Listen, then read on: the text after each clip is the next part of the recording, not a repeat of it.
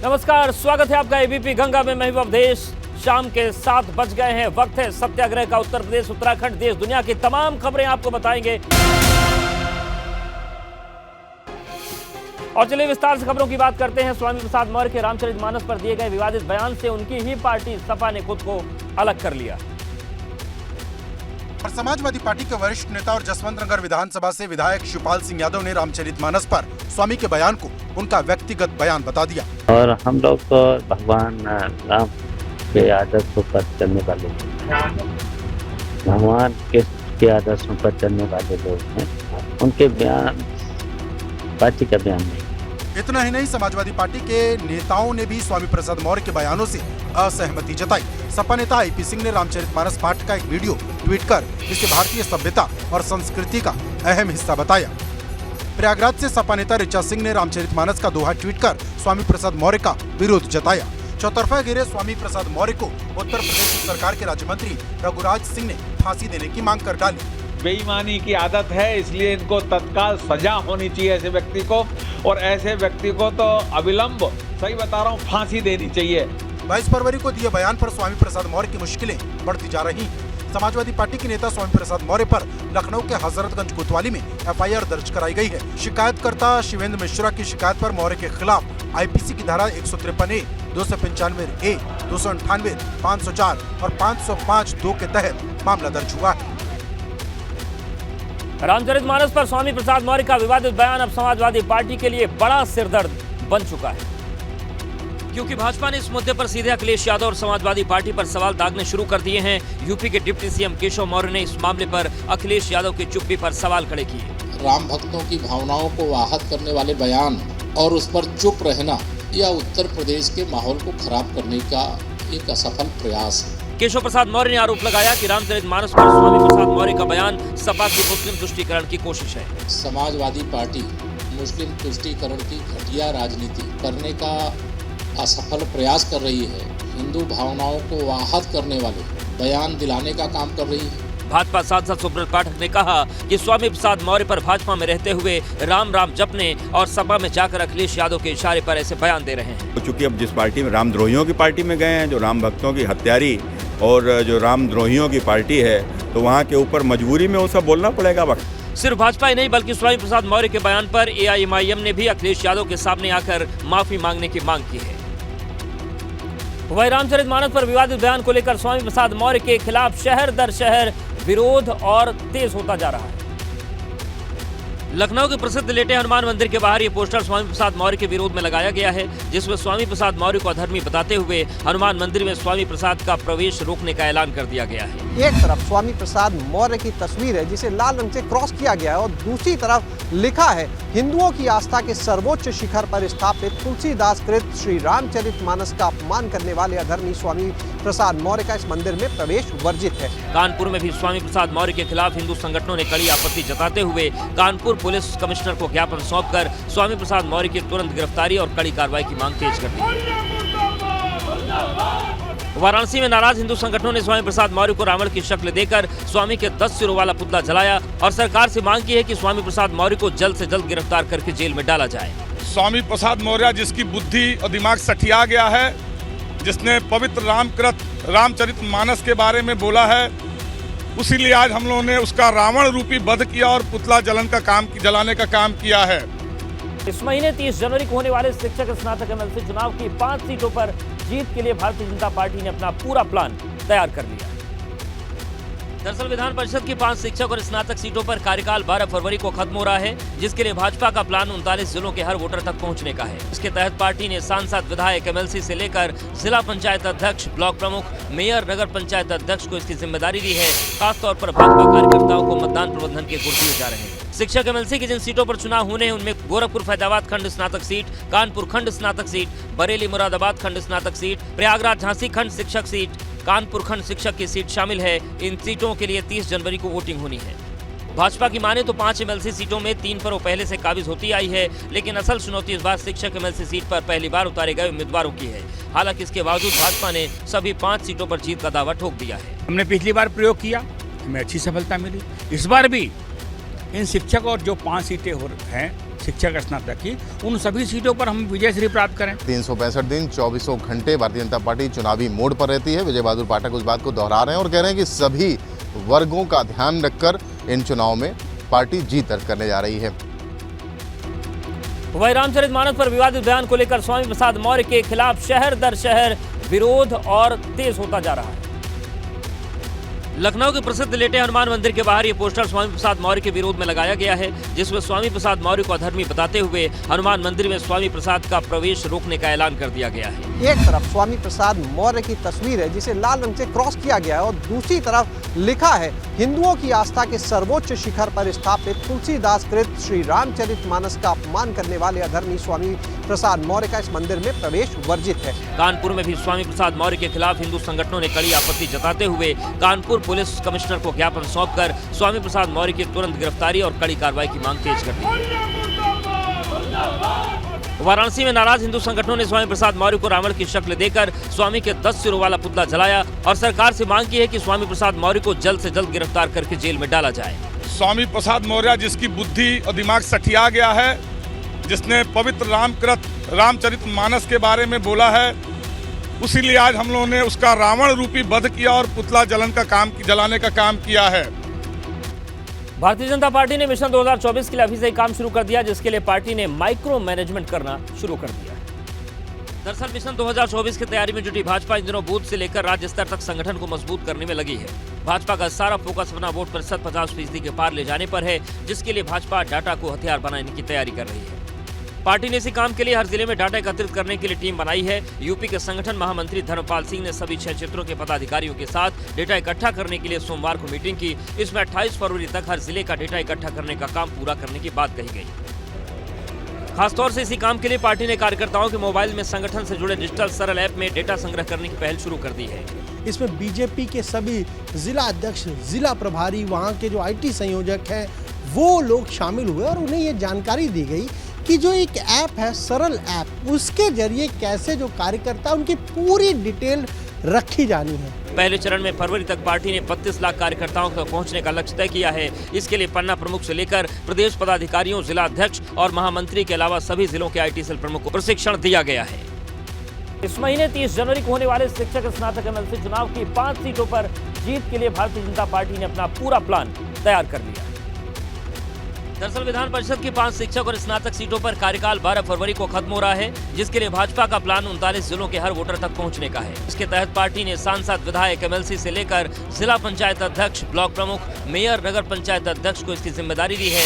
खासतौर पर भाजपा कार्यकर्ताओं को मतदान प्रबंधन के गुर दिए जा रहे हैं। शिक्षक MLC की जिन सीटों पर चुनाव होने हैं उनमें गोरखपुर फैजाबाद खंड स्नातक सीट, कानपुर खंड स्नातक सीट, बरेली मुरादाबाद खंड स्नातक सीट, प्रयागराज झांसी खंड शिक्षक सीट, कानपुर खंड शिक्षक की सीट शामिल है। इन सीटों के लिए 30 जनवरी को वोटिंग होनी है। भाजपा की माने तो 5 MLC सीटों में 3 पर वो पहले से काबिज होती आई है, लेकिन असल चुनौती इस बार शिक्षक MLC सीट पर पहली बार उतारे गए उम्मीदवारों की है। हालांकि इसके बावजूद भाजपा ने सभी 5 सीटों पर जीत का दावा ठोक दिया है। हमने पिछली बार प्रयोग किया, हमें अच्छी सफलता मिली। इस बार भी इन शिक्षक और जो 5 सीटें हैं शिक्षक स्नातक की, उन सभी सीटों पर हम विजय श्री प्राप्त करें। 365 दिन 24 घंटे भारतीय जनता पार्टी चुनावी मोड पर रहती है। विजय बहादुर पाठक उस बात को दोहरा रहे हैं और कह रहे हैं कि सभी वर्गों का ध्यान रखकर इन चुनाव में पार्टी जीत दर्ज करने जा रही है। बड़ी खबर लखनऊ से आ रही है, जहां पर अचानक से बिल्डिंग गिरने से हड़कंप मच गया। भूकंप के कारण बिल्डिंग गिरने का अनुमान लगाया जा रहा है। पुरानी बिल्डिंग गिरने से कई लोगों के दबे होने की आशंका है। हजरतगंज क्षेत्र के वजीर हसन रोड पर यह हादसा हुआ है। आज शाम को ही भूकंप के झटके महसूस किए गए थे और ये जानकारी आ रही है लखनऊ से, जहां पर बिल्डिंग गिरने से हड़कंप मच गया। भूकंप के कारण बिल्डिंग गिरने का अनुमान लगाया जा रहा है। तो भूकंप की वजह से बिल्डिंग गिरने की बात सामने आ रही है। पुरानी बिल्डिंग थी और कई लोगों के दबे होने की आशंका है। हजरतगंज क्षेत्र के वजीर हसन रोड पर हादसा हुआ है और हमारे साथ हमारे सहयोगी विवेक जुड़ गए हैं। विवेक, जिस तरीके से बिल्डिंग गिरी है वो किस तरीके का इलाका है? भीड़ भाड़ वाला है, सामान्य है, और क्या हालात वहां पर हैं अभी? अब सबसे खास बात आपको बता दूं कि ये वही अपार्टमेंट है, अलाया अपार्टमेंट, जैसे यजदान बिल्डर का जो अलाया अपार्टमेंट ध्वस्त किया गया था, इसी तर्ज पर यजदान बिल्डर का ही ये दूसरा अपार्टमेंट है जो करीब 5 मंजिला बताया जा रहा है। 4 से 5, चूंकि अभी मैं घटनास्थल पहुंचने वाला हूं, तो जो अभी सोर्सेस से जानकारी मिली है, पुलिस से जानकारी मिली है, 4 से 5 मंजिला अपार्टमेंट था जिसमें 28 फ्लैट बताए जा रहे हैं। और ये फ्लैट के एकदम अभी कुछ देर पहले गिरे हैं, जिसमें से 30 से 40 लोगों के फंसे होने की सूचना आ रही है। और हमारे साथ साथ यहाँ पर जो रेस्क्यू ऑपरेशन टीम है वो भी चल रही है, साथ में आगे फायर ब्रिगेड की टीम भी चल रही है, गाड़ियां जा रही हैं और कई फायर ब्रिगेड मौके पर बुला ली गई है, क्योंकि लोग फंसे हुए हैं और बड़े बड़े लेंटर्स जो एक के ऊपर एक पड़े हुए हैं, तो इतने भारी लेंटर्स हैं कि उनको हटाना भी किसी तरह से इंसान के बस की बात नहीं है। जब तक मशीनें नहीं आएंगी, जब तक बड़ी लेंटर को तोड़ने वाली मशीनें होंगी या जो क्रेन होगी जो जिससे लेंटर उठाए जा सके, तब तक ये राहत कार्य शुरू नहीं हो पाएगा। फिलहाल वहां पर मौके पर भारी भीड़ जुटी हुई है, आसपास के तमाम लोग आ चुके हैं, पुलिस प्रशासन के तमाम अधिकारी पहुंच चुके हैं, जिस वजह से लॉ एंड ऑर्डर मेंटेन करने में पसीने आ रहे हैं। वहाँ जो एजेंसियां हैं सबको हालत खराब है और लोग चीख पुकार मचा रहे हैं कि जो भीतर दबे हुए हैं, फंसे हुए हैं, उनको किसी तरह से बाहर निकाला जाए। रोना पीटना मचा हुआ है। पुलिस नियंत्रित करने की कोशिश कर रही है लोगों को, किसी तरह से भीड़ को हटा कर जो रेस्क्यू। बिल्कुल। और विवेक ये भी जानना चाहेंगे कि जिस बिल्डिंग की बात आप कर रहे हैं, क्या ये निर्माणाधीन थी या बनकर तैयार थी, यहाँ पर लोग रह रहे थे, इसको लेकर कुछ जानकारी है? अवधेश, देखिए यहाँ पर लोग रह रहे थे। ये पुरानी बिल्डिंग है, जिस तरह से यजदान बिल्डर की जो अलाया अपार्टमेंट था जिसको तोड़ने का ध्वस्तीकरण का काम चल रहा है, उसी तरह से ये भी बिल्डिंग कुछ दिन पहले बनाई गई थी। और ये बता रहे हैं कि 5 से 7 साल पुरानी ये बिल्डिंग थी। अधिकारी लगातार देखिए आ गए हैं, पुलिस कमिश्नर भी, डीएम भी पहुंच गए मौके पर और पुलिस कमिश्नर एसडी शिरक्कर वो भी यहाँ पर पहुंच चुके हैं और मैं भी लगभग यहाँ पर पहुंच चुका हूँ। जिस जगह चूंकि तंग इलाका है, हजरतगंज का पॉश इलाका है, लेकिन जो गलियां हैं, सड़कें हैं, वो पुराने समय की बनी हुई है, तो बहुत ज्यादा एक गाड़ी के बाद दूसरी गाड़ी जाने की स्थिति नहीं है। तो जाम भी लगा हुआ है। अपार्टमेंट के आसपास जो सड़क है वो बंद कर दी गई है दोनों तरफ से। और जो एजेंसियां हैं, जो अधिकारी हैं, उन्हीं को केवल आने की अनुमति दी जा रही है। फायर ब्रिगेड की टीम को अनुमति दी जा रही है, जो एसडीआरएफ और एनडीआरएफ, जिसके लिए मुख्यमंत्री योगी आदित्यनाथ ने अभी कहा है, उन्होंने हादसे को संज्ञान में लिया है और कहा है कि तुरंत ऑपरेशन करें, तुरंत जगह जो घटना स्थल है वहां पहुंचकर रेस्क्यू ऑपरेशन शुरू करें। तो वो टीमें भी आ रही है। इसके लिए जो कई गाड़ियां आएंगी, तो यहाँ पर जो वाहन खड़े हुए हैं और रास्ता तंग है, लोग वाहन खड़े हुए हैं और रास्ता तंग है, लोग भी यहाँ पर जो हादसे के बाद बाहर निकलने की कोशिश कर रहे हैं कि बाहर जल्दी से जल्दी जो ऑफिसेज है, ज्यादातर ये रिहायशी इलाका, इसको ऑफिस के रूप में बदल दिया गया है। बिल्कुल। और विवेक, अब हम आपके जरिए तस्वीर देख पा रहे हैं कि आपकी गाड़ी के ठीक आगे फायर ब्रिगेड की गाड़ी भी खड़ी है और तस्वीरें बता रही हैं कि किस तरीके से वहां पर अफरा तफरी की स्थिति है और हर कोई वहां पर पहुंचना चाहता है। आप भी पहुंच रहे ताकि हम तस्वीर दिखा सकें। यहाँ पर डीएम साहब से बात कराना चाहेंगे। सर गंगा अभी बता दीजिए क्या है,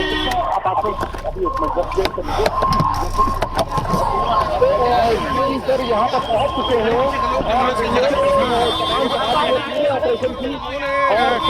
बिल्कुल। और देखिए विवेक की तस्वीर सामने आ गई। ये तस्वीर हम आपको दिखा रहे हैं हजरतगंज की घटना स्थल की, जहां पर ये बिल्डिंग गिरी है। लगभग 28 फ्लैट बताए जा रहे हैं, जो शुरुआती जानकारी मिल रही है, और 30 से 40 लोगों के दबे होने की आशंका है। तो ये एबीपी गंगा पर पहली तस्वीर आप देख रहे हैं घटना स्थल की। हजरतगंज में ये हादसा हुआ है, जहां पर एक बिल्डिंग गिरी है और सबसे गंभीर बात यह है कि ये रिहायशी बिल्डिंग थी। और लगातार हम तस्वीरें आपको दिखा रहे हैं, रिहायशी बिल्डिंग है जहां पर विवेक पहुंच चुके हैं। तस्वीर हम आपको दिखाएंगे, लेकिन ये पूरी तस्वीरें विवेक आपके पास आ रहे हैं, वहां पर अफरा तफरी का माहौल दिख रहा है। तस्वीरें हम आपके कैमरे की देख पा रहे हैं।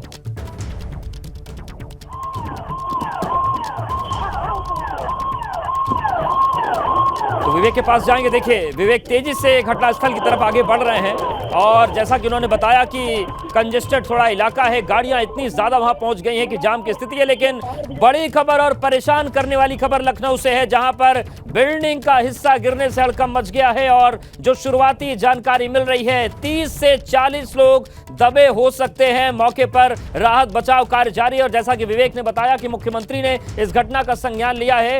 एनडीआरएफ एसडीआरएफ को मौके भेजा जा रहा है। विवेक आपके पास आ रहे हैं, तस्वीरें हम देख पा रहे हैं आपके जरिए।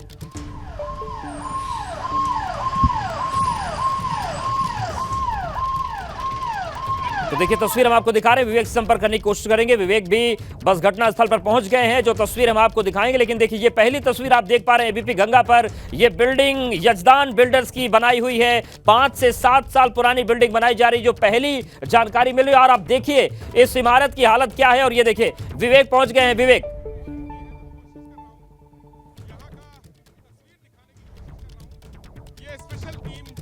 आ चुकी है रेस्क्यू के लिए लोगों की, और फायर ब्रिगेड की गाड़ियां आ चुकी हैं। थोड़ा सा रास्ता बना लीजिए आगे पैदल जाने का। एम्बुलेंस भी आ चुकी है, एम्बुलेंस यहां पर है, फायर ब्रिगेड है और भी तमाम फायर ब्रिगेड पहुंच रही हैं।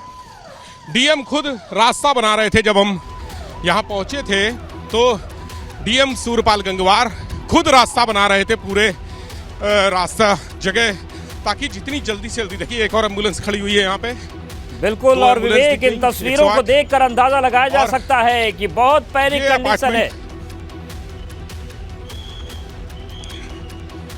देखिए अधिकारी पुलिस के, ये देखिए इनको निकाला गया है यहाँ से, इनको निकाला गया है। और आओ,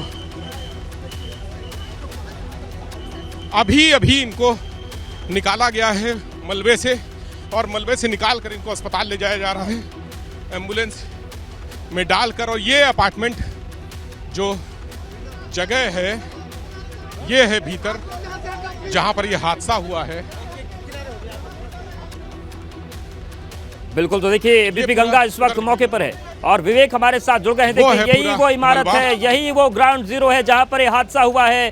तो कुछ लोगों को निकाला गया है, लेकिन सवाल यह है कि अभी कितने लोग यहां पर फंसे हुए हैं, क्योंकि जो शुरुआती जानकारी है 30 से 40 लोगों के फंसे होने की आशंका है। और आपने देखा किस तरीके से वहां पर अफरा तफरी के हालात है, प्रशासन भाग रहा है, एनडीआरएफ एसडीआरएफ की टीम है। आप देखिए तस्वीर, बच्चे यहाँ पर परेशान हैं, और ये बच्चे अभी इनकी फैमिली के लोग हैं यहाँ अंदर, ये यहाँ रहते थे, जो रो रहे हैं बुरी तरह से और परेशान हैं। पुलिस के अधिकारी उनको समझाने की कोशिश कर रहे हैं। ये देखिए एक और लोग निकले हैं, बेसुध हालत में, बेहोशी की हालत में हैं, ये भी निकले हैं। और स्ट्रेचर अंदर लगातार ले जाकर कोशिश की जा रही है कि एक एक आदमी को बचाया जा सके। माहौल यहाँ का बहुत ही संवेदनशील है। और जितेंद्र उधर दिखाइए, अंदर रेस्क्यू ऑपरेशन चल रहा है लगातार। अंदर से लोगों को बाहर निकालने के लिए, जो मलबे में दबे हुए हैं उनको बाहर निकालने की कोशिश की जा रही है। और एक एक करके अभी तक 2 लोग को लाया गया है बाहर। ये बता रहे हैं कि 35 से 40 लोग भीतर दबे हुए हैं, और उनमें से 2 लोगों को सुरक्षित निकाला गया है। हालांकि उनकी हालत ठीक नहीं है, बिल्कुल बेसुध अवस्था में है, बेहोश अवस्था में है। शरीर पर कोई जाहिरा चोट तो नहीं दिखी, लेकिन जिस तरह से उनका जो सेंसलेस थे स्ट्रेचर पर, उससे उस पल की भयावहता का अंदाजा लगाया जा सकता है कि किस तरह से बेहोशी की हालत में उनको लेकर हॉस्पिटल ले जाया जा रहा है। और रेस्क्यू ऑपरेशन के लिए पुलिस की टीमें लगातार लगी हुई हैं। तस्वीरें आपको दिखा रहे हैं, लोग यहाँ कोशिश कर रहे हैं भीतर जाने की, अपने उनके परिवार के लोग हैं, ये कोशिश कर रहे हैं कि भीतर जाएं और अपने लोगों को जो अंदर हैं उनको सुरक्षित देखने के लिए, निकालने की कोशिश कर रहे हैं कि भीतर जाएं। पुलिस रोक रही है इन लोगों को यहाँ पर, चूंकि इनकी भी जो दुख है इनका, उसका भी कोई सीमा नहीं है, कोई अंदाजा नहीं लगाया जा सकता। महिला पुलिस भी मौजूद है, उनको कोशिश कर रही है सांत्वना देने की कि किसी तरह यहाँ पर रुके। अंदर जो रेस्क्यू ऑपरेशन चल रहा है, रेस्क्यू ऑपरेशन के लिए लगातार जो टीमें हैं वो बाहर जाती हैं, अंदर आती हैं, और लगातार ये काफ़ी देर से यही स्थिति है। यानी करीब आधे घंटे से ऐसे ही हालात यहाँ पर बने हुए हैं। आधे घंटे से ज़्यादा समय हो गया जब लोग भीतर दबे हुए हैं, और चीख पुकार मची हुई है। इस पूरे इलाके में चीख पुकार मची हुई है। एम्बुलेंस यहाँ बाहर है, उस एम्बुलेंस का सामान भी निकालने के लिए देखिए डॉक्टर्स की एक टीम आ गई है, और उस तरफ वो जो एक पेशेंट को ले जा रहे हैं, यानी जो घायल है, बेसुध है, उसको एम्बुलेंस में लाद कर ले जाया जा रहा है अस्पताल की तरफ। अभी तक कितने लोग मिले हैं अंदर? सिर्फ 2 लोग। 2 लोग, देखिए 2 लोग ये निकाल के लाए हैं एम्बुलेंस वाले लोग, और ये यहाँ पर इनको एम्बुलेंस में रखा जा रहा है। 108 सेवा के लोग हैं ये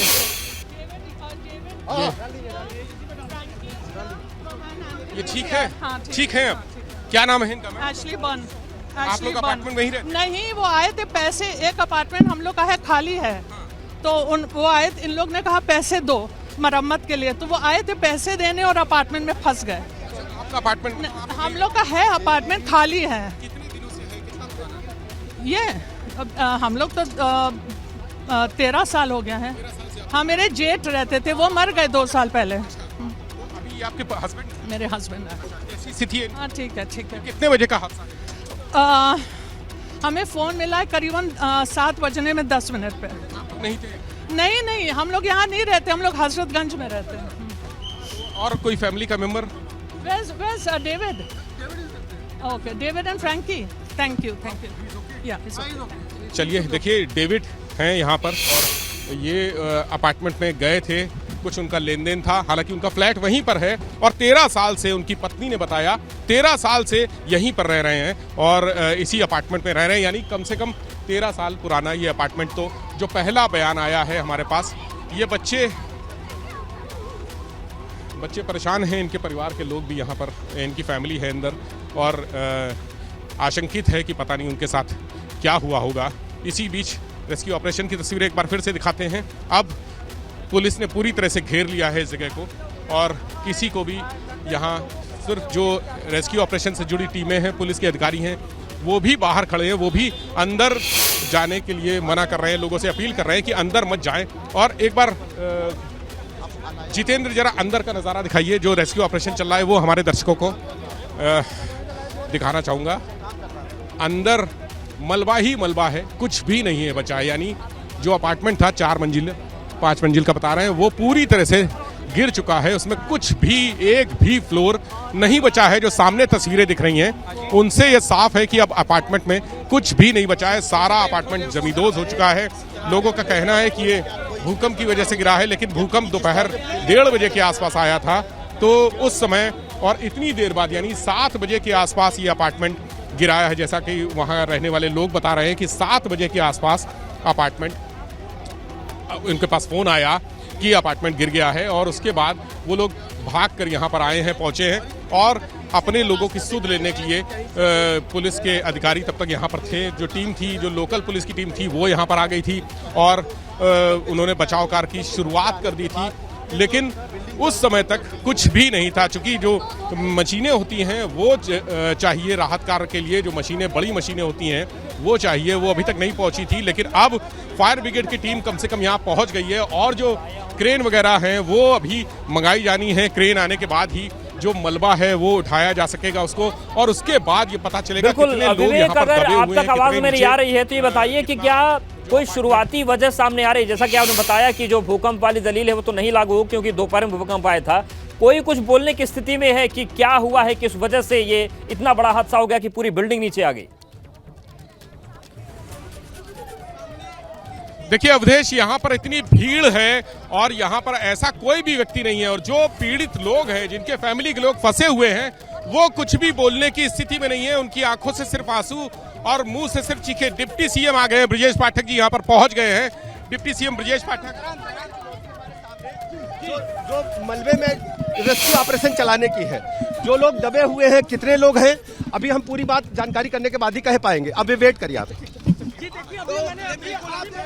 पाठक जी आ गए और उन्होंने कहा कि पहले एक बार जानकारी कर लें कि कितने लोग यहाँ पर दबे हुए हैं, उसके बाद ही वो आगे कुछ बोल पाएंगे। और जिस तरह से वो पहुंचे हैं घटनास्थल, उसकी अंदाजा लगाया जा सकता है कि इतनी बड़ी घटना लखनऊ में, इतनी बड़ी घटना हुई है कि मुख्यमंत्री योगी आदित्यनाथ ने खुद इसका संज्ञान लिया है और डिप्टी सीएम यहाँ खुद पहुंच गए हैं, मौके पर पहुंच गए हैं। और ये देखिए, ब्रजेश पाठक को अंदर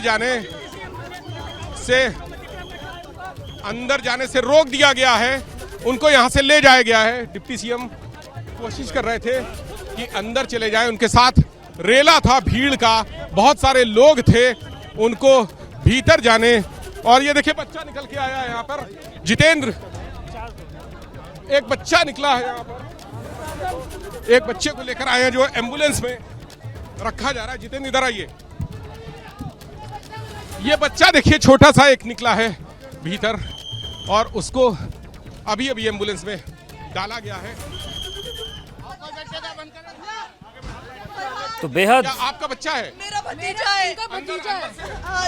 फरहान, आओ। फरहान चलो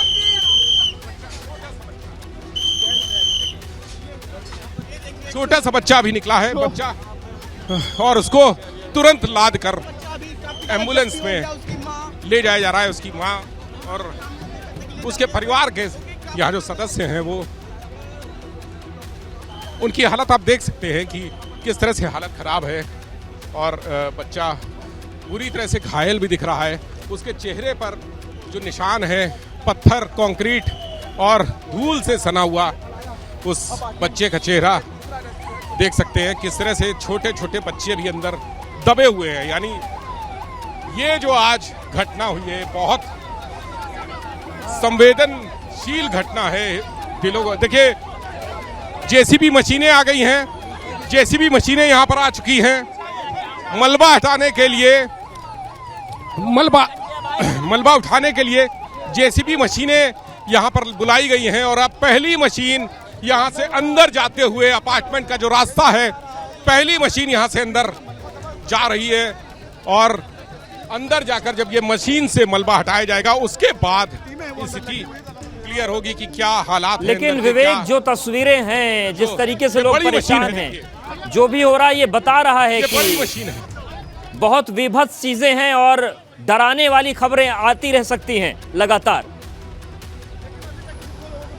ये दूसरी मशीन भी पीछे, और उसके पीछे तीसरी मशीन भी। देखिए कई मशीनें बुलाई गई हैं, जो बैकहो लोडर हैं वो बुलाए गए हैं, बड़े बड़े जेसीबी, 3 बड़ी मशीनें यहाँ पर आ चुकी हैं और लगातार और मशीनें बुलाने का सिलसिला जारी है। उनको अंदर कैसे भेजें, सबसे बड़ी दिक्कत यही है कि इनको अंदर कैसे भेजा जाए। एक मशीन जो अंदर नहीं जा पाई, वो ज़्यादा बड़ी थी, उसको आगे कर दिया गया है, और ये छोटी है थोड़ी मशीन जेसीबी, इसको भीतर यहाँ से अंदर भेजने की कोशिश की जा रही है।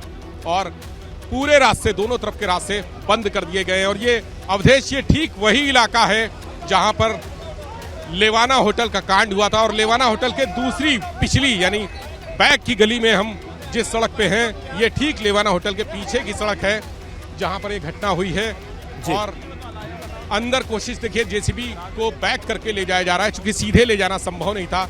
जो बिजली के तार है, तारों का जो जंजाल दिख रहा है वो दिक्कत कर रहा था, तो मशीन को बैक करके ले जाया गया। अब ये मशीन भीतर जाने के बाद जरूर राहत कार्य में कुछ तेजी आएगी, और ये कहा जा सकता है कि जो मलबे में दबे हुए हैं उनको सकुशल निकाला जा सकता है। बच्चे, बेटा आप किनारे हट जाओ बेटा। इतने सारे जो इनके जो हादसे की जानकारी सुन रहा है, जिसको मिल रही है इस हादसे की जानकारी, वो अपने जो भी यहाँ पर इनके मिलने वाले लोग हैं, परिवार के लोग हैं, वो सभी शहर के चाहे जिस कोने में से हों, वो यहाँ पर आकर इकट्ठा हो गए हैं। हजारों लोगों की भीड़ लगी हुई है यहाँ पर, हजारों की मजमा लगा हुआ है, जिसकी वजह से जो रेस्क्यू ऑपरेशन है उसमें भी दिक्कत आ रही है। एक तो ये गली कुछ तंग है, लेकिन जो रेस्क्यू ऑपरेशन है उसको भीड़ की वजह से भी दिक्कत आ रही है, परेशानी आ रही है। चूंकि ऑपरेशन की शुरुआत हो चुकी है और मशीनें अंदर आ चुकी हैं, तो ये माना जा रहा है कि जो मलबे में 35 से 40 लोगों के दबे होने की बात कही जा रही है, वो अंदाजा लगाया जा रहा है कितने लोग दबे हो सकते हैं, तो वो उन लोगों को बाहर निकाल बिल्कुल सकने में कितनी कामयाबी मिलती है। डिप्टी सीएम अंदर से निरीक्षण करके बाहर आ चुके हैं। जी बाहर आ चुके हैं डिप्टी सीएम। शांति, सब लोग आ जाओ शांति से।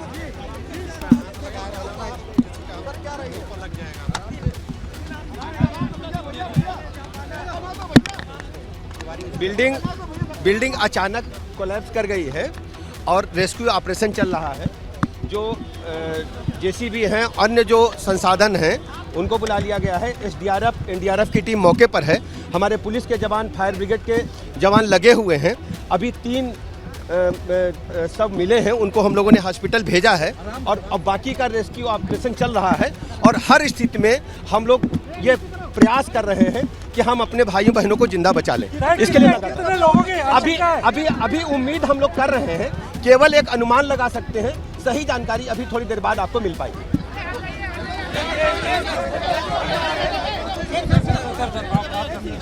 ब्रजेश पाठक जो है वो तो देखिए ब्रजेश पाठक कह रहे थे 300 मिले ब्रजेश हैं पाठक का और कहना है कि अभी वो केवल अनुमान लगा सकते हैं, अनुमान लगा सकते हैं कि कुछ कितने लोग हैं, लेकिन क्या अनुमान है कितने लोग हैं इस बारे में ब्रजेश पाठक स्पष्ट तौर पर कुछ भी नहीं बता पा रहे हैं।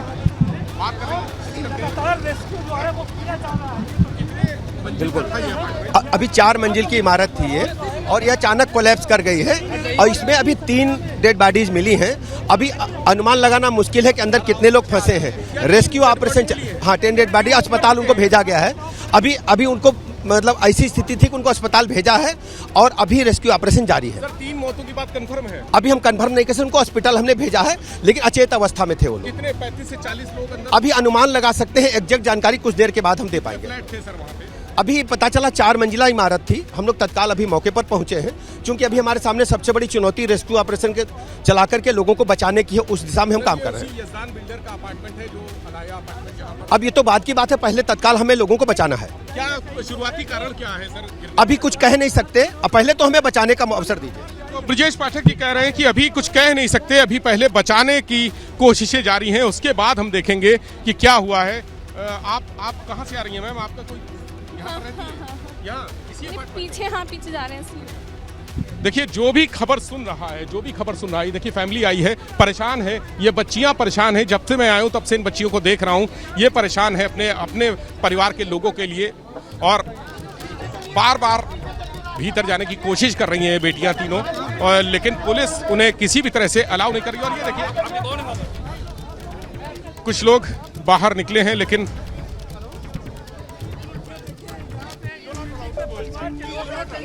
सिविल डिफेंस के लोगों को यहां पर लगाया गया है ताकि कंट्रोल किया जा सके। जो बच्चियां हैं बार बार, ये 3 बहनें हैं शायद, बार बार ये भीतर जाने की कोशिश कर रही हैं लेकिन उनको अपने परिवार की फिक्र है, उनको अपने हो सकता है इनके माता पिता अंदर हो, बात करने को तैयार नहीं है, बहुत परेशान हैं।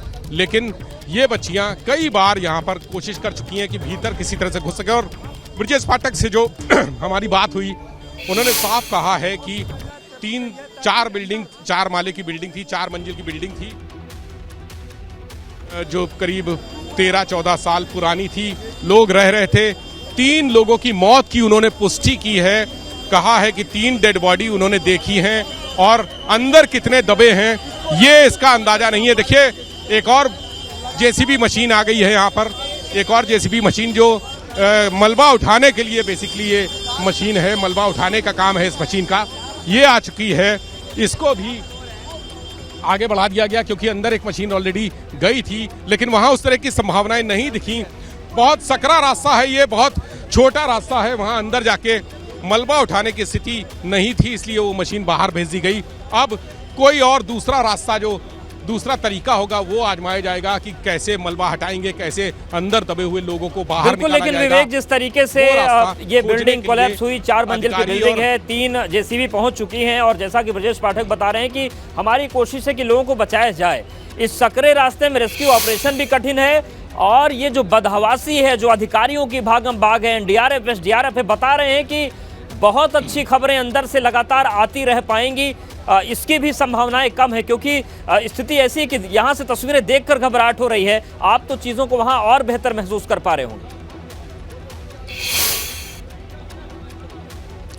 बिल्कुल अवधेश जी, देखिए ये जो सामने रास्ता है वो अंदर एक मशीन, सिर्फ एक मशीन जाने की जगह है और वो मलबा उधर पड़ा हुआ है, उसके ऊपर वो आगे जा भी नहीं सकती। यानी जो रास्ते में आपको सामने दिख रहा है उसके आगे ब्लैक स्पॉट है, एक तरह से पुलिस के लिए ब्लैक स्पॉट है और वहां कुछ भी आगे नजर नहीं आ रहा है। देखिए डिप्टी सीएम ब्रजेश पाठक लगातार यहां बने हुए हैं, अधिकारियों से सामंजस्य करके, संपर्क करके, जो टीमों का संतुलन है वो साध के बार बार बाहर जाके जो राय मशवरा होता है, अपना सुझाव होता है वो देते हैं और उसके बाद फिर भीतर जाके एक जो निरीक्षण होता है कि कहाँ तक पहुँचा राहत का काम, क्या मशीनें अंदर ठीक से बेहतर काम कर पा रही हैं या नहीं कर पा रही हैं, क्या दुविधा है, क्या संकट है और क्या समस्याएं आ रही हैं, वो खुद जाकर भीतर देख रहे हैं। उनकी टीम साथ में है और अधिकारियों की भी टीम है और बाहर का पूरा रास्ता, चूंकि बहुत सारे लोग हैं जो बदहवास हैं, जो अभी आपने कहा कि बदहवासी का आलम है यहाँ, कोई किसी से कुछ भी बताने को तैयार नहीं है, चूंकि सभी लोग परेशान हैं और उदास हैं, अपने लोगों को भी। आपका कोई, हमसे हम बहुत परेशान हैं। आप यहीं रहती हैं? देखिए यहीं रहती हैं ये और यहाँ पर रहती हैं, बहुत देर से परेशान हैं। इनके भी कोई अपने जो हैं वो भीतर हो सकते हैं, इनके परिवार के लोग हो सकते हैं। परेशानी के दौर में उनको और परेशान नहीं करेंगे।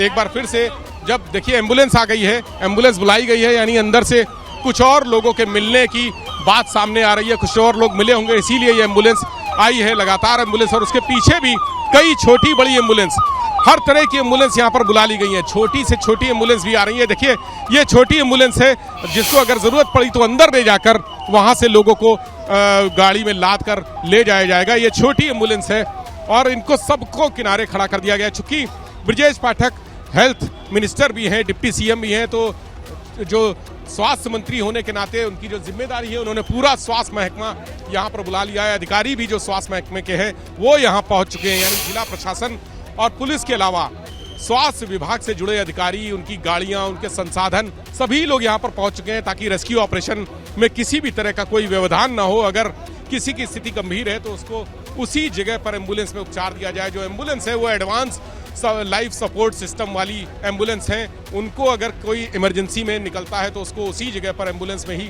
तुरंत उसका उपचार कराया जा सके, इस ऐसी व्यवस्था यहीं पर कर दी गई है।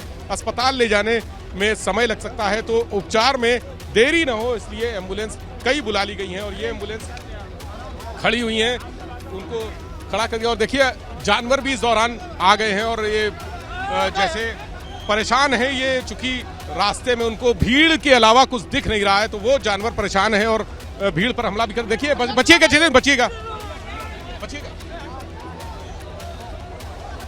चारों तरफ यहाँ बदहवासी का आलम है। अवधेश आप देख रहे होंगे, जो नज़ारा आप देख रहे होंगे वो बता रहा है कि चारों तरफ बदहवासी का आलम है और किसी को कुछ भी सूझ नहीं रहा है कि कहाँ क्या करें, कैसे करें। रेस्क्यू ऑपरेशन कराने वाले खुद भी परेशान हैं और जो इस भीड़ को कंट्रोल करने में लगी है पुलिस, वो भी परेशान है कि आखिर कैसे लोगों को किनारे हटाएं और बाहर करें, जिससे जो ऑपरेशन है वो सही तरीके से चलाया जा सके। पूरा ऑपरेशन, आप इस ऑपरेशन को खास बात आपको ये बता दें, देखिए ये जो गाड़ियां खड़ी हैं ये भी इस ऑपरेशन में बाधा बन रही है। आसपास के लोगों की गाड़ियां हैं, ये यहाँ पर खड़ी हुई हैं।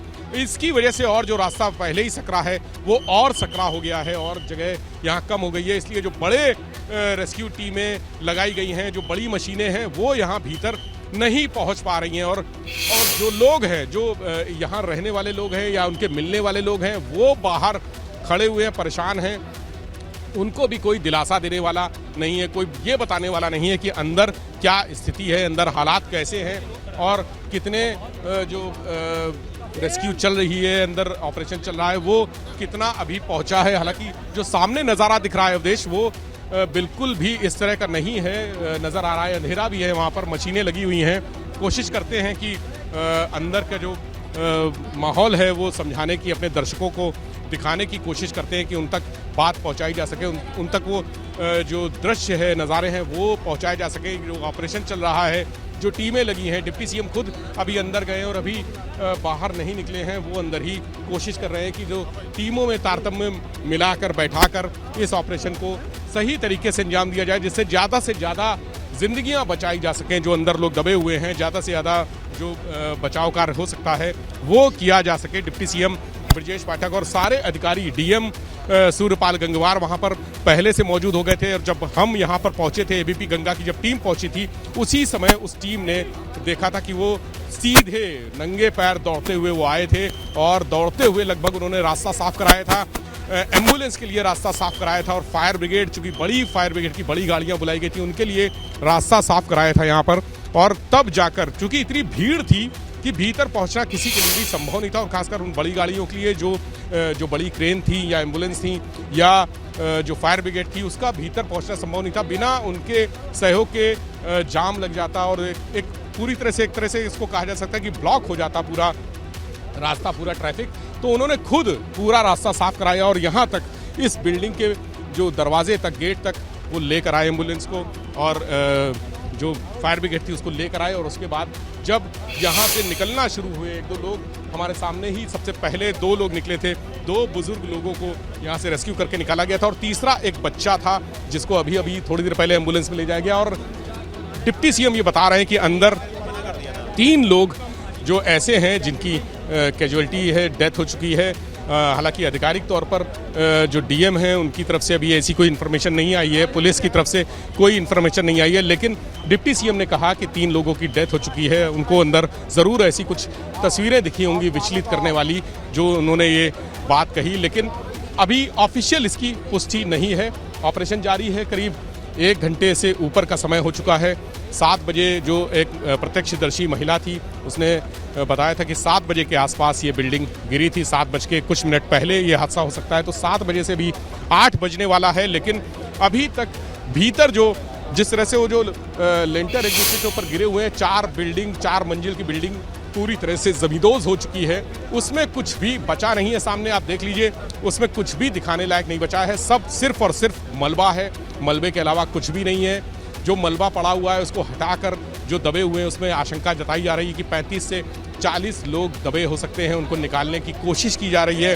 पैनिक फैला हुआ है, बदहवासी का आलम है, यहाँ पर लोग परेशान हैं, जिनके अपने हैं वो सुन कर चले आ रहे हैं। और देखिए एसडीआरएफ की टीम आ गई है, एसडीआरएफ की टीम आ गई है यहाँ पर, जो इस तरह के ऑपरेशन में माहिर है। एसडीआरएफ की टीम, ये लोग पहुंच गए हैं और अब ये उम्मीद है कि ये ऑपरेशन अब जल्दी से जल्दी जो लोगों को निकालने की कवायद होगी, इधर आ जाइए जितिन, वो जल्दी से जल्दी शुरू हो जाएगी। यूपी फायर सर्विस के लोग अपने जो उपकरण हैं वो लेकर हैं और एसडीआरएफ की टीम अपने उपकरण लेकर आ गई है। तमाम जो इनके एक्सपर्टाइज हैं इस तरह के मामलों में, जो एसडीआरएफ के पास एक्सपर्टाइज है वो अब यहाँ पर इस्तेमाल होगा। बहुत सारी देखिए इस बड़ी गाड़ी में बहुत सारे इनके जो इंस्ट्रूमेंट्स हैं जो इस तरह की कैलामिटी में इस्तेमाल होते हैं, इस तरह के जो आपदाएं हैं उसमें इस्तेमाल होती हैं, वो सारे इंस्ट्रूमेंट्स लेकर आए हैं। और सुपर एक्सपर्ट्स होते हैं ये इस तरह के घटनाओं में, इस तरह के हादसों में जो राहत कार्य होता है वो करने के लिए सुपर एक्सपर्ट्स होते हैं। ये माना जाता है कि इनके पास जो उपकरण हैं वो हाईटेक उपकरण होते हैं और हर चीज़ की काट इनके पास होती है, छोटी बड़ी मशीनों के रूप में। गैस कटर्स भी रखे मुझे दिख रहे हैं अंदर, और तमाम तरह के और कटर्स हैं, मैनुअल कटर्स हैं, वो भी दिख रहे हैं। सारी मशीनें लेकर ये एसडीआरएफ की टीम यहाँ पहुंची है और ये अपना ऑपरेशन शुरू करेगी। जो कई इनके जो लोग हैं वो यहाँ नीचे ऑलरेडी खड़े हुए हैं, सामान निकालने की जो तैयारी है, वो हेलमेट देखिए निकल रहे हैं, सभी लोग हेलमेट पहनेंगे। उसके बाद यहाँ से अंदर जो जिस जगह पर यह हादसा हुआ है उसके अंदर जाएंगे और अंदर जाकर फिर रेस्क्यू ऑपरेशन शुरू करेंगे। इस बीच देखिए और हलचल दिख रही है, एक और कोई घायल, ऐसा लग रहा है कि कोई और घायल निकला है वहाँ से, उसको भी एम्बुलेंस में लाद कर ले जाने की तैयारी है। सर क्या कोई घायल और आया है? अभी तो नहीं आया, क्लियर नहीं हो रहा अभी। अच्छा, अभी तक तो 3 ही निकले हैं ना? आईडी अपनी बाहर निकाली, अभी तक तो 3 ही निकले हैं ना? तो 3 घायल अभी तक निकले हैं। सिविल डिफेंस के लोग हैं जो पूरी तरह से मोर्चा संभाले हुए हैं यहाँ पर, और पुलिस प्रशासन के सपोर्ट में है, सपोर्ट कर रहे हैं, मदद कर रहे हैं, लोगों को नियंत्रित करने की कोशिश कर रहे हैं सिविल डिफेंस के लोग। और इस बीच जो एसडीआरएफ की टीम है वो मोर्चे पर तैयार होकर पूरी साज सज्जा से, जो इनका हेलमेट होता है, इनका बॉडी प्रोटेक्टर्स हैं, जो मशीनें हैं, उपकरण हैं, वो सब लेकर ये सीधे यहाँ से अंदर पहुँचेंगे और उसके बाद ऑपरेशन की शुरुआत होगी।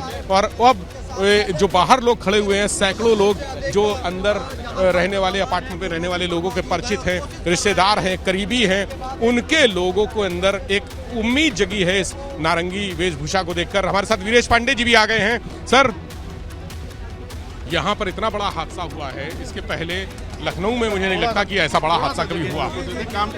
देखिए जिस तरीके से यहाँ का माहौल है, मैं अपने छायाकार को कहना चाहूँगा कि उनके परिजनों को दिखाएं और बताएं कि किस रूप में स्थिति है। और ये देखिए हमारे छायाकार, ये दिखाइए, इनके परिवार के लोग फंसे हुए हैं।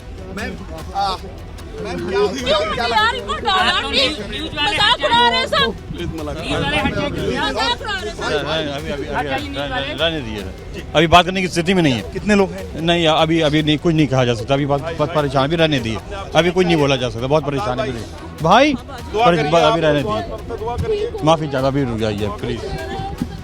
तो आपने देखा कि जो स्थिति है यहाँ पर, बेहद ही नाजुक है और इस वजह से बोलने की स्थिति नहीं है। कितने लोग फंसे हुए हैं, माना यह जा रहा है कि सरकार का कहना है कि सिलेंडर ब्लास्ट है, लेकिन जो खबरें आ रही हैं, जो पुलिस कमिश्नरेट के सोर्सेज से खबर आ रही है, होम सेक्रेटरी से ये खबर आ रही है कि ये कहीं भी ये जो बड़ी खबर आ रही है सिलेंडर ब्लास्ट से ये धमाका हुआ। Cylinder blast, G cylinder blast के से ये धमाका हुआ, लेकिन विवेक त्रिपाठी पुलिस के सोर्सेज से ये खबर है कि इसमें कुछ अवांछनीय तत्व भी हो सकते हैं, इससे इनकार नहीं किया जा रहा है। जी हाँ, मैं जिन शब्दों पे जोर दे रहा हूं उस पर ध्यान देने की जरूरत है। कुछ अवांछनीय गतिविधियां भी शामिल हो सकती हैं, इस बात का भी यहां अंदेशा जताया जा रहा है। सोर्सेज से पुलिस विभाग के उच्च पदस्थ सूत्रों से ये जानकारी मिली है और ऐसे में जो सरकार है इस पहलू पर भी जांच कर रही है। हालांकि मुख्यमंत्री इस पूरे मामले पर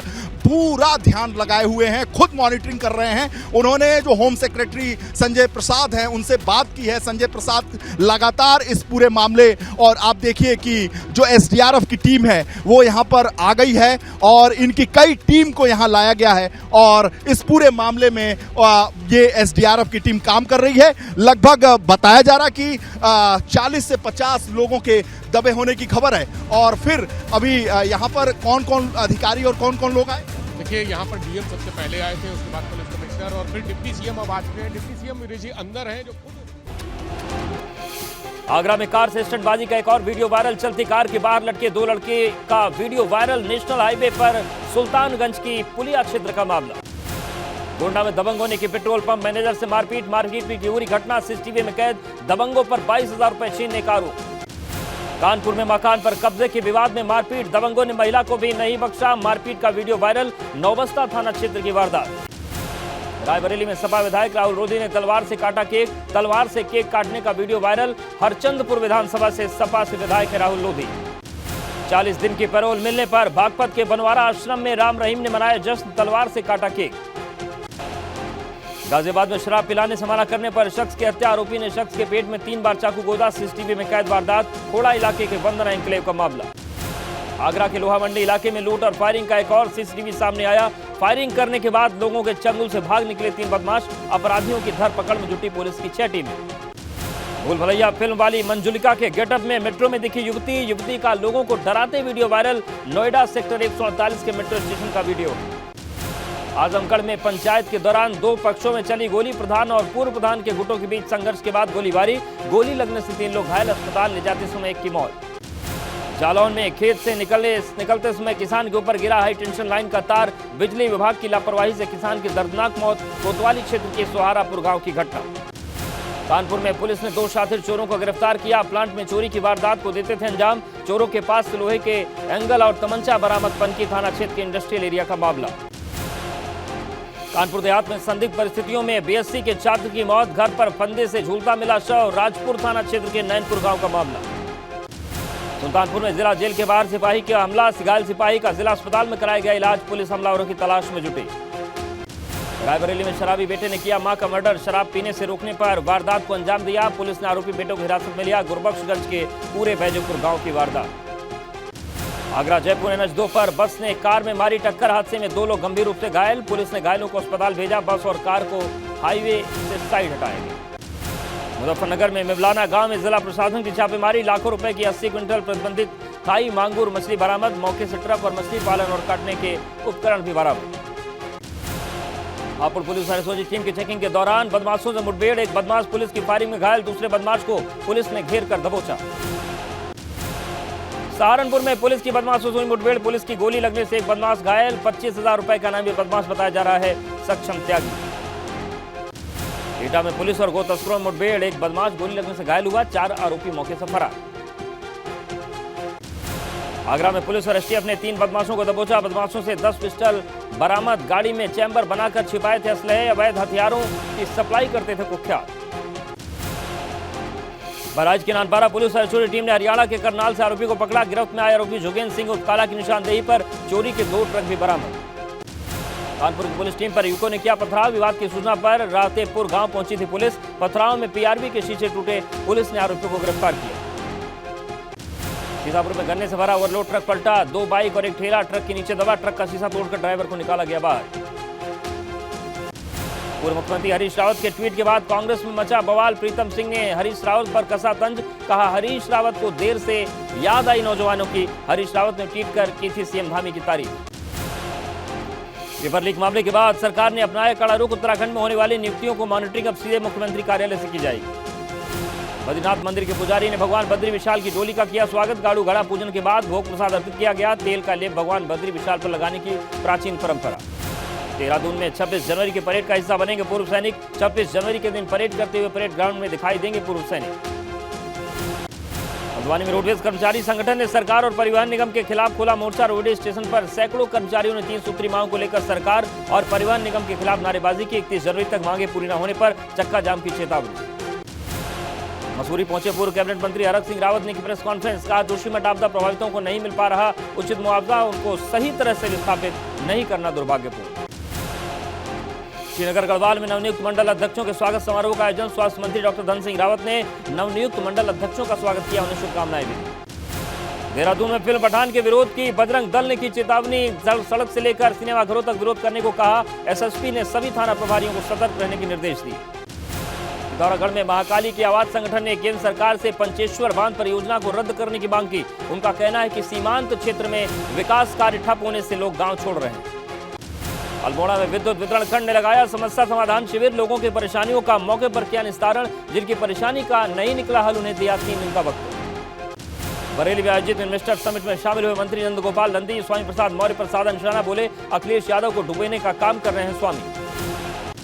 गाजियाबाद की 47वीं पीएससी वाहिनी में आयोजित हुई पासिंग आउट परेड। पीएससी को मिले 133 जवान, सभी जवानों ने ली सत्य और निष्ठा की शपथ। मुरादाबाद मंडल में 50,000 करोड़ की निवेश के प्रस्ताव। निवेशकों ने निवेश के लिए एमओयू भी साइन किए। यूपी सरकार के ग्लोबल समिट कार्यक्रम को दिया जा रहा बढ़ावा। मुरादाबाद में गन्ना समिति के सचिव गिरफ्तार। 2,000 रुपए की रिश्वत लेते रंगे हाथ एंटी करप्शन टीम ने गिरफ्तार किया। किसान ने गन्ना समिति के सचिव की एंटी करप्शन टीम से की थी शिकायत। बिहार के शिक्षा मंत्री और सपा नेता स्वामी प्रसाद मौर्य के बयान पर हिंदू संगठन नाराज। रामचरितमानस को लेकर की गई टिप्पणी पर अनोखा विरोध। हिंदू जागरण मंच ने दोनों नेताओं की बुद्धि शुद्धि का आह्वान किया। सहारनपुर में खेत में मिला बच्चे का शव, 3 हफ्ते से लापता था 3.5 साल का मासूम। गंगोह थाना क्षेत्र की वारदात। प्रयागराज से किडनैप वकील आशुतोष द्विवेदी मिर्जापुर से बरामद। विंध्याचल थाना क्षेत्र के महादेवन आश्रम के पास मिले आशुतोष। पुलिस वकील को थाने ले जाकर पूछताछ में जुटी। कानपुर के बर्रा इलाके में गाड़ी पार्किंग को लेकर हुए विवाद में मारपीट, महिलाओं समेत कई लोग घायल। महिलाओं से छेड़खानी का भी आरोप। कानपुर देहात में अज्ञात वाहन की चपेट में आए युवक की मौत, परिजनों का रो रो कर बुरा हाल। मंगलपुर थाना क्षेत्र में हुआ हादसा। श्रावस्ती के नेशनल हाईवे 730 पर अज्ञात वाहन ने बाइक को मारी टक्कर। बाइक सवार 2 मौसेरे भाइयों की मौके पर मौत, परिवार में पसरा मातम। चंदौली में सरकारी स्कूल का जर्जर छज्जा गिरने से 3 मजदूर दबे, 1 मजदूर की मौत, 2 का सामुदायिक स्वास्थ्य केंद्र में इलाज जारी। गाजीपुर मोहम्मदाबाद तहसील के शहीद पार्क की हालत बदहाल। सांसद अफजाल अंसारी ने जताई नाराजगी। पार्क के रखरखाव की जिम्मेदारी स्थानीय नगरपालिका को देने की मांग उठाई। नेपाल विमान हादसे में मृत गाजीपुर के 4 लोगों के शव पहुंचे उनके गांव। विमान हादसे में गाजीपुर के 4 लोगों की मौत हुई। आगरा में लापता मार्केटिंग मैनेजर की यमुना के बीच से बरामद हुई कार। कार को निकालने के लिए नदी में उतरे गोताखोर। प्रकाश पेरवानी का अब तक कोई सुराग नहीं मिला। मुरादाबाद में यूट्यूबर फैजान की बड़ी मुश्किल, एनएच पर रील बनाने के मामले में कार्रवाई की तैयारी। फैजान ने कार पर खड़े होकर सिगरेट पीते हुए बनाई थी रील। बुलंदशहर पुलिस ने चोरी के 100 मोबाइल फोन उनके मालिकों को लौटाए। मोबाइल पाकर लोगों के चेहरे खिले। हापुड़ में 2 दिन की इन्वेस्टर समिट का आयोजन। करोड़ों रुपए के निवेश के लिए व्यापारी हुए शामिल। डीएम मेधा रूपम की अध्यक्षता में कार्यक्रम। बिजनौर में मौसम लील करवट, तेज हवाओं के साथ झमाझम बारिश। बारिश से ठंड बढ़ने से घरों में कैद हुए लोग। बागेश्वर वाले बाबा धीरेन्द्र शास्त्री के चचेरे भाई को फोन पर मिली धमकी। एमपी के छतरपुर में दर्ज हुई एफआईआर। सर्जिकल स्ट्राइक पर दिग्विजय सिंह के बदले सुर। भारत जोड़ो यात्रा के दौरान कहा सुरक्षा बलों के लिए हमारे दिल में बहुत सम्मान। बाद में जयराम रमेश ने पत्रकारों को हटाया। पीएम मोदी ने देश के 80 युवाओं से संवाद किया। ऐतिहासिक हस्तियों के जीवन पढ़ने की सलाह दी। पीएम ने कहा जितना हो सके पढ़िए। बिहार के नवादा में आधी रात के करीब लगी आग। घर में सोए परिवार के लोगों को ग्रामीणों ने निकाला। 3 लोगों की बचाई जान, एक महिला की हालत गंभीर। गणतंत्र दिवस पर हाई अलर्ट पर प्रशासन। दिल्ली में 15 फरवरी तक ड्रोन उड़ाने पर लगाया प्रतिबंध। राजधानी इलाके में धारा 144 लागू रहेगी। पैराग्लाइडर या हवा में गुब्बारों पर भी बैन। इस बार खास होगा गणतंत्र दिवस। आर्मी परेड में दिखेगा मेक इन इंडिया का दम। तोप से लेकर गोला बारूद तक परेड में हिस्सा लेने वाली सेना का हर हथियार होगा स्वदेशी।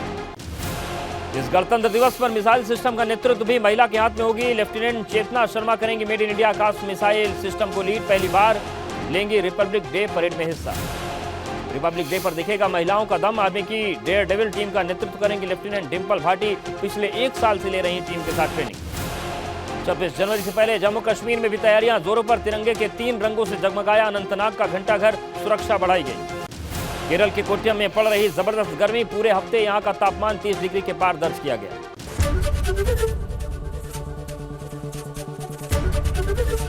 एबीपी गंगा, खबर आपकी, जुबान आपकी।